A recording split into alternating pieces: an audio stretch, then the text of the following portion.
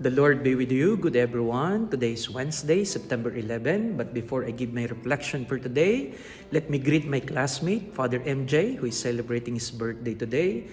He is the current treasurer of Santo Rosario Academy and the parochial vicar of Holy Family Parish in Alupay, Rosario, Batangas, Philippines. So to all my viewers, please include in your prayers Father MJ. And our gospel for today is coming from St. Luke chapter 6 verses 20 to 26.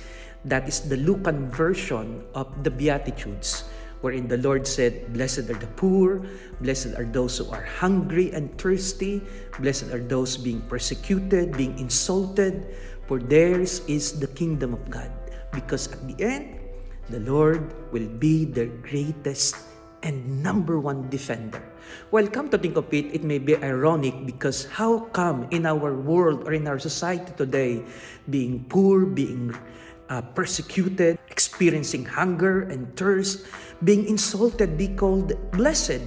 Who among you who will be exchanging the pleasure and the riches of the world just for you to say that you are blessed?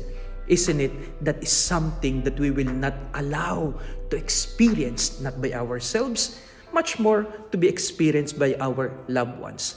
But what the gospel is reminding us all is that we have God to defend us. We have God who will always be on our side.